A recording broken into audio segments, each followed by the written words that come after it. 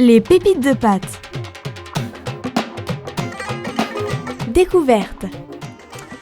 Bonjour mes pépites, bonjour Anaïs. Bonjour. Qui est avec nous pour cette nouvelle pépite de pâte. Comme vous le savez, la 76e édition du Festival de Cannes vient de s'achever et la Palme d'Or est attribuée pour la 3e fois à une femme, Justine Triet, pour son film Anatomie d'une chute.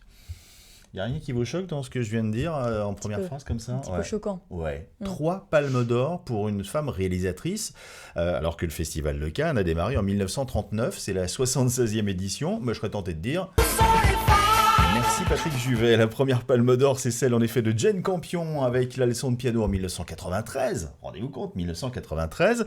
La deuxième, Julia Ducournau en 2021 pour son film Titane. Et donc cette année, la troisième palme d'or pour Justine Triet avec Anatomie d'une chute. Seulement donc 3 palmes. Je ne veux pas faire de militantisme pro-féminisme, mais je m'étonne quand même. Alors, je vais aussi et sûrement vous étonner, parce que d'habitude, c'est vrai qu'on a tendance à dire que les pionniers du cinéma en France, c'est qui? C'est Méliès, les Frères Lumière. Voilà, c'est ce qu'on dit dans les écoles, c'est ce qu'on apprend. Eh bien, en fait, non. Enfin, oui, ce sont techniquement peut-être les pionniers, mais la vraie pionnière, pour moi, la vraie réalisatrice, celle qui a fait le premier film scénarisé, s'appelle Alice Guy. Et ouais, c'est une femme qui est la pionnière en fait du cinéma qui a créé en France. Le 7e art. Exactement. Et personne ne le sait trop. C'était une secrétaire de chez Gaumont devenue réalisatrice qui a fait plusieurs centaines de films, et voire même plusieurs milliers, je crois. Aux États-Unis ensuite, elle est partie, elle s'est exilée aux États-Unis. Ça a été la première femme à créer ses propres studios de cinéma face aux grandes majors de l'époque, la Fox, la MGM. Ça s'appelait la Solax. Et à l'entrée, donc, il y avait un grand panneau à l'entrée de ces studios qui était ultra moderne, et c'était marqué Be Natural, soyez naturel. Ça, c'était pour les comédiens, tous ceux qui venaient bosser sur les studios.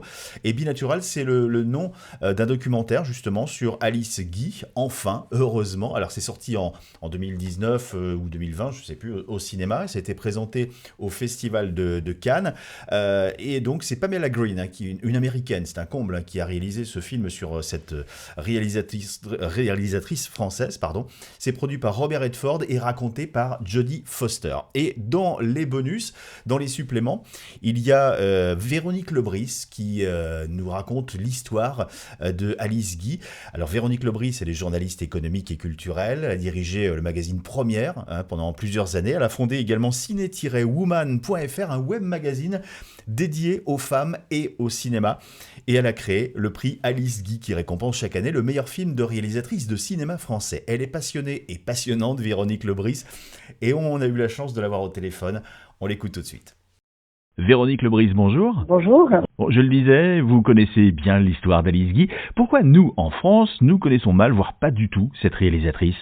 Parce que en France, enfin comme dans beaucoup de pays au monde, mais en France en particulier, et surtout dans le milieu culturel, l'histoire est racontée par les vainqueurs, c'est-à-dire par les hommes, et que du coup, ils s'intéressent peu en fait aux femmes créatrices en général.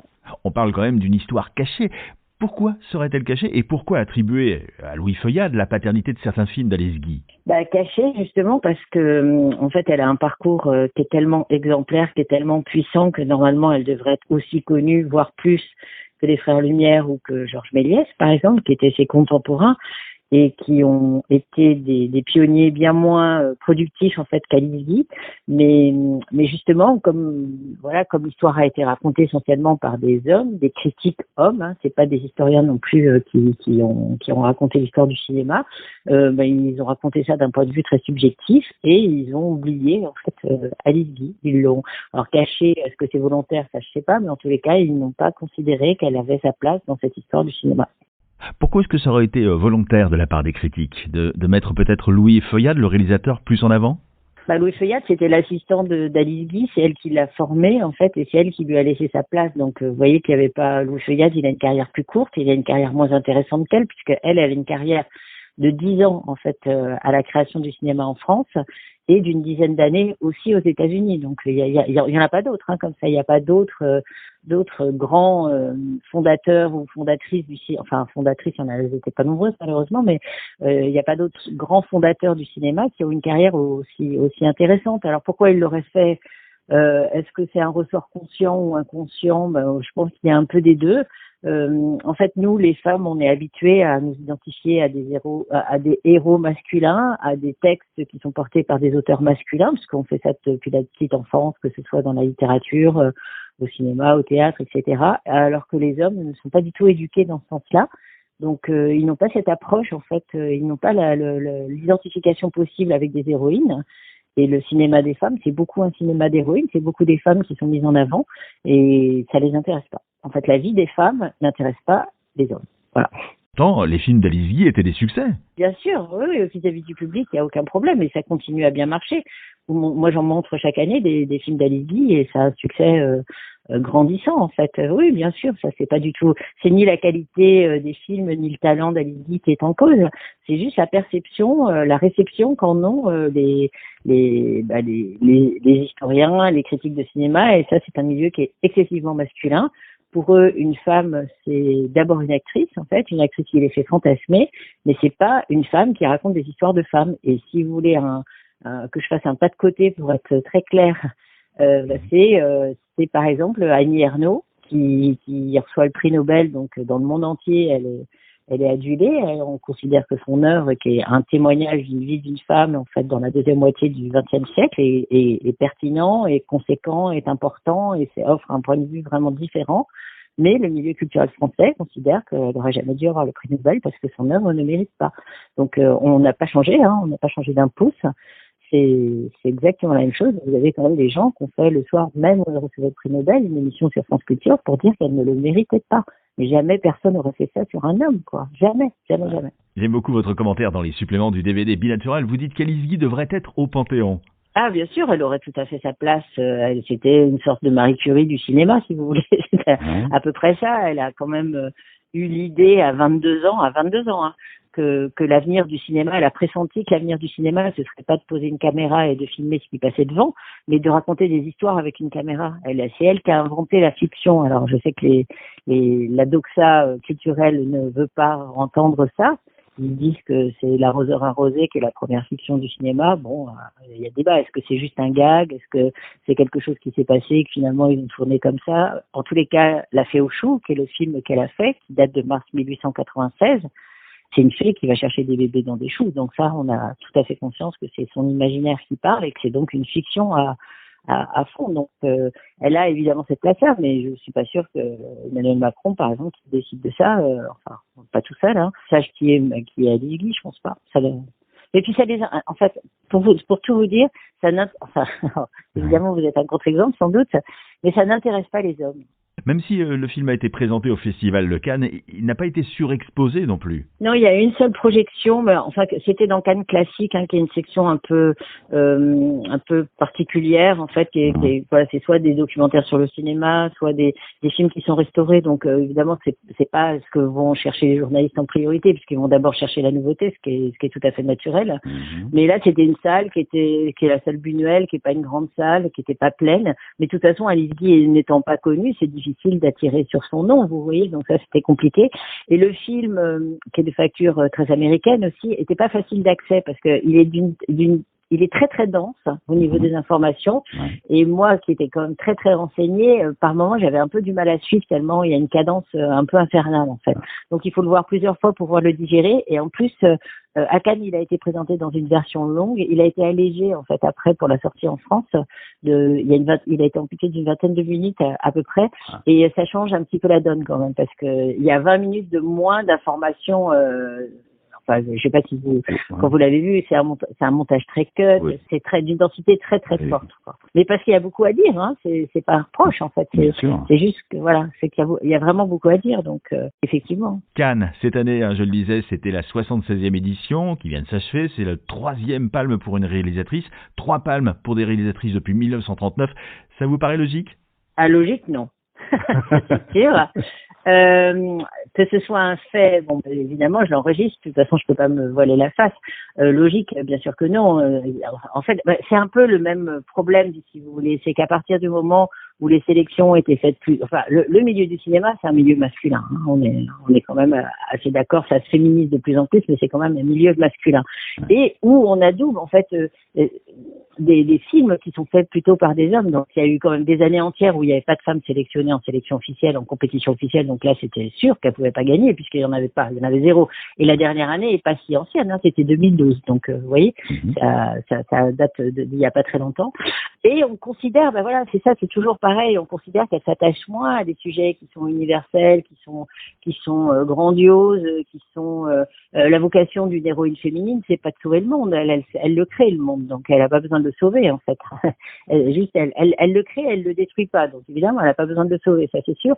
Mais dans l'imaginaire collectif, en fait, on a besoin de destins qui soient beaucoup plus grandioses que ça. Le quotidien d'une femme, en fait, qui est un quotidien qui est un peu différent de celui d'un homme. Hein, moi, je fais pas de hiérarchie entre les deux, mais qui est quand même un quotidien qui est plus qui est considéré comme un peu mineur en fait. Vous voyez, c'est un quotidien qui est plus tourné effectivement sur la famille, sur l'intime, etc. Même si moi je pense qu'on est capable de faire exactement la même chose que les hommes, c'est pas du tout le débat. Voilà, ça ne m'intéresse pas en fait. On n'est pas porté à des grandes œuvres, à des grandes choses en fait. Donc voilà, il n'y a pas d'identification des sélectionneurs, des critiques, donc effectivement il y a eu beaucoup. Le cinéma des femmes a été très maltraité par tout ce qui est compétitif, puisqu'elles partent perdantes en fait, dès le départ. Je suis toujours étonné, et je trouve ça plutôt réducteur, parce qu'elle réalise des films d'action, qu'une femme qui réalise justement des films plutôt d'hommes a forcément des coronesses. Et c'est souvent ce qu'on dit de Catherine Bigelow, elle est souvent décrite comme ça, une femme avec des coronesses, la réalisatrice de Point Break ou de Des Mineurs. Qu'est-ce que vous en pensez ? Alors physiquement, elle ressemble pas du tout à un homme, je vous rassure, voilà, effectivement. Mais elle a pris ce parti-là, c'est la masculinité qui l'intéresse, grand bien lui fasse, mais c'est pas parce que elle s'intéresse à ça, en fait, que ça exclut tous les champs du possible des autres réalisatrices. Vous voyez, c'est réducteur, en fait, voilà. Donc, effectivement, alors peut-être qu'elle a été plus maligne que les autres, hein, ça c'est possible.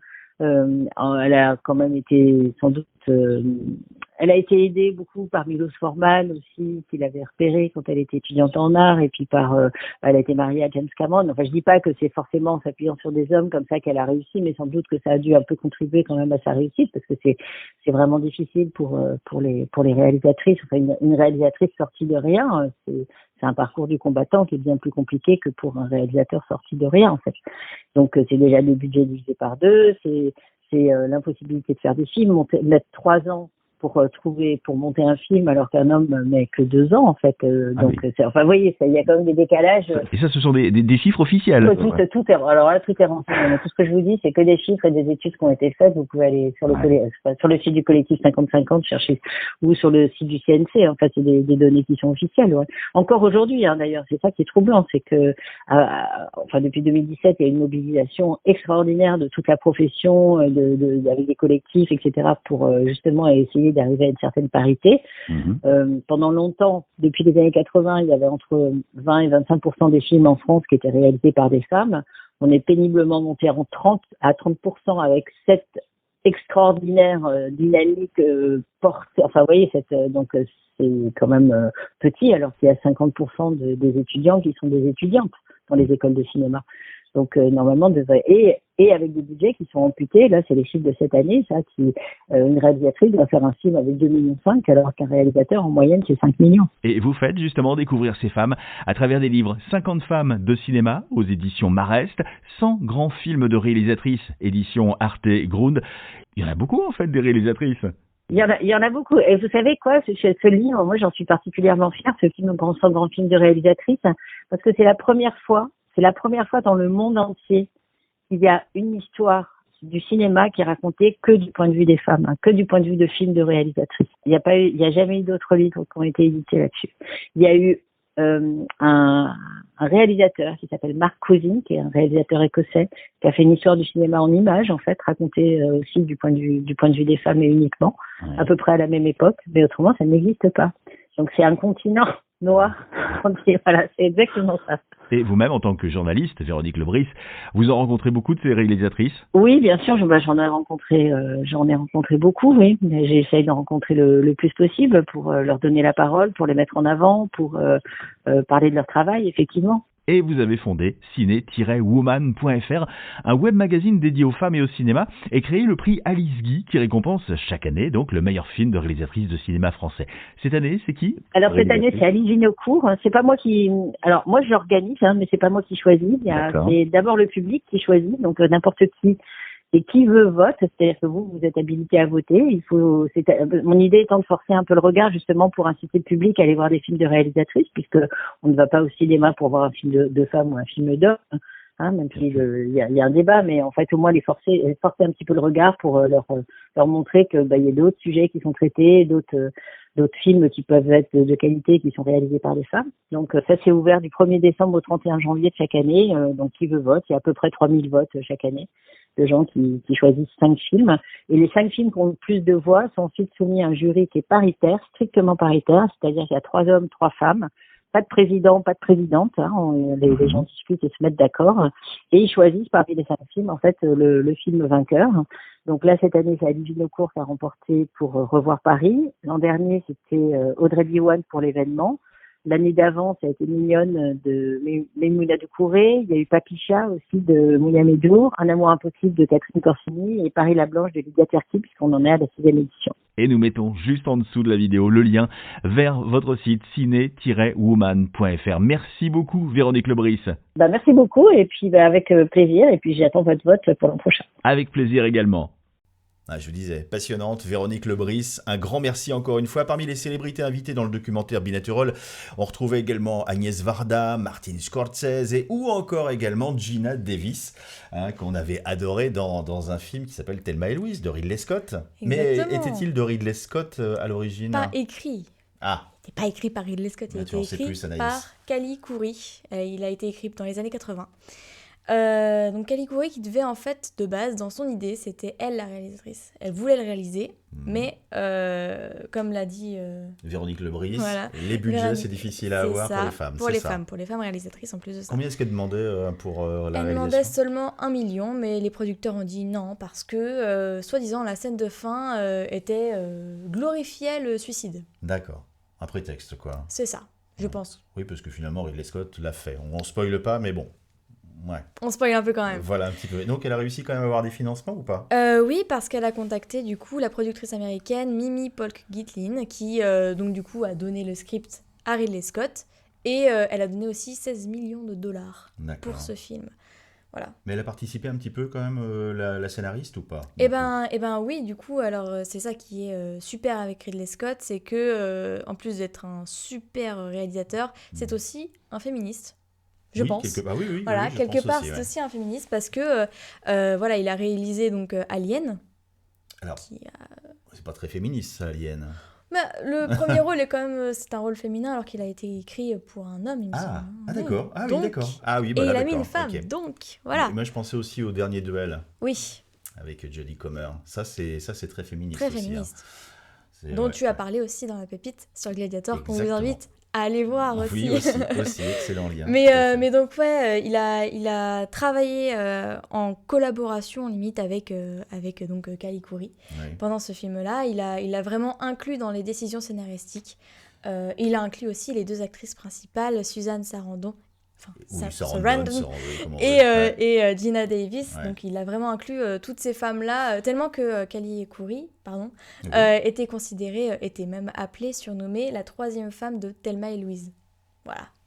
Alors qu'est-ce qu'il a de révolutionnaire un petit peu ce film Thelma et Louise? Il a beaucoup fait parler parce que en fait il raconte l'histoire de Thelma et Louise qui sont 2 amies qui vivent un peu la vie d'une américaine lambda, donc une femme au foyer, une petite travailleuse dans une cafétéria, serveuse dans une cafétéria, pardon.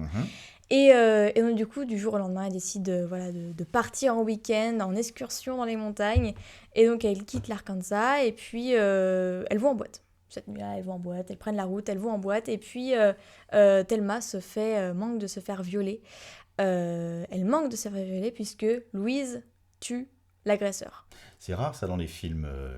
D'habitude, ça c'est un acte de violence ou de défense plutôt masculin d'habitude. Donc c'est ce qu'on reproche au film en fait. C'est que dans ce film-là, les femmes répondent à la violence par la violence. Ouais. Et ça n'a vraiment pas plu à l'époque. Inhabituel. Ça a Alors pas que plu, c'est sorti, c'est un film sorti en 91, on pourrait se dire, bon, en 91, ça va. Non, il y a 30 ans, c'était déjà, c'était encore très tabou, cette violence-là venant d'une femme, ça passait pas. Tellement que le Times a d'ailleurs fait un cover par rapport à ça, qui disait « Thelma et Louise, pourquoi ce film nous tape sur les nerfs ?» Alors, ça a fait rire Ridley Scott sur le moment, comme il l'a dit à la première justement du dernier duel, mais sur le moment, ça a dû, cet article a dû beaucoup faire parler, puisqu'il en fait, il relatait juste de la vie de la plupart des gens sur ce film, qui était pour eux choquant, puisque des femmes avec des armes, what? Des femmes qui peuvent au volant, what? Alors voilà, avec des femmes, en fait, ce qu'on reprochait à ce film-là, c'était que... que les femmes s'émancipent. C'est que les femmes s'émancipaient de leur rôle de femmes au foyer, etc., mais aussi que ces femmes aient un comportement d'homme. D'accord. Entre guillemets, comportement d'homme. Parce que les femmes ne sont pas censées s'énerver. Il y a une actrice récemment qui a parlé de ça, il me semble. C'est bizarre de s'énerver au cinéma pour une femme. C'est Anya Taylor-Joy qui a joué dans Le Jeu de la Dame, le rôle principal dans Le Jeu de la Dame, une série. Série Netflix. Qui a joué aussi dans Split, quand elle était jeune, quand elle était plus jeune. Donc elle en a parlé récemment. C'est une vidéo qui a pas mal tourné. Je pense que les pépites l'ont vu passer sur TikTok notamment, où en gros c'est un extrait d'une interview qu'elle a fait avec la BBC One, pour son nouveau film qui est sorti en 2022. Avec Ralph Fiennes, c'est ça, qui s'appelle The Menu, où en gros, dans cet extrait-là, elle dit... Alors, j'ai traduit à peu près, mais en gros, elle dit « J'ai un truc avec la rage féminine. Les gens pensent que, sans vouloir manquer de respect aux écrivains et aux scénaristes, lorsque les hommes font des choses terribles, les femmes restent là, en silence, avec juste une larme qui coule lentement sur leur visage. Alors que quand ça arrive, on se met en colère. On est hors de nous. On a la rage, quoi. » Et je me souviens d'avoir dit à Mark, donc Mark Mylod, le réalisateur. Le réalisateur, voilà. Elle l'a dit au réalisateur, je suis vraiment désolée, mais la seule manière pour moi de jouer cette scène authentiquement, c'est de l'attaquer, quoi, de lui sauter dessus.